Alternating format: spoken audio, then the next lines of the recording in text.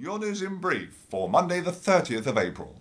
The FA set their sights on the next England manager and miss, hitting Roy Hodgson instead.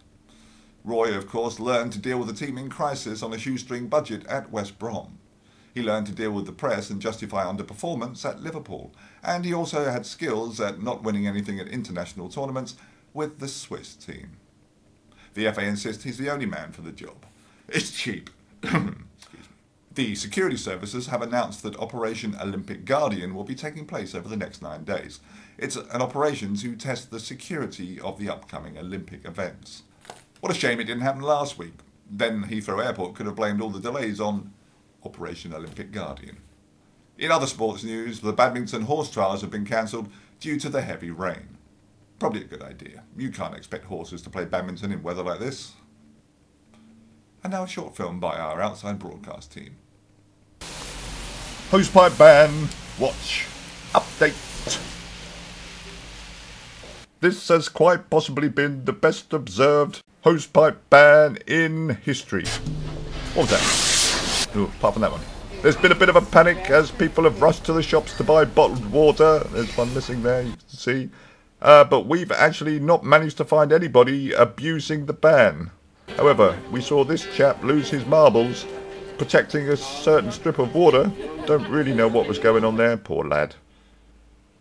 And of course, the biggest threat to the water source is the wildlife.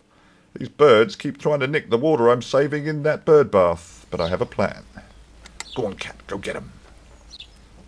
Wrong way. Oh. Anyway, I'll keep an eye on these little beauties, and you do your bit. Save every drop. Oi! Get off it! Cheeky. So there you have it. We didn't find a single abuser. However, we did have time to play Chef or Chav. Are they pyjamas, or is it your work uniform? You decide. Hosepipe ban. Watch. Update.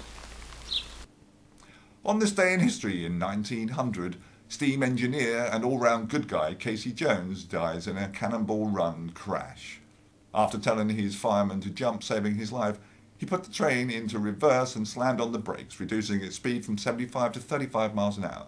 Unfortunately, it didn't stop the train from careering through the last 4 carriages of a freight train that was on the line, crushing Casey's skull and killing him outright and severing his arm. Woo-woo! Woo! Celebrating a birthday today, he's always on my mind and he helps me make it through the night. Dickie Davis is 79 today, and so is musician Willie Nelson. This has been your news in brief for Monday, the 30th of April. Woo! Woo! Woo!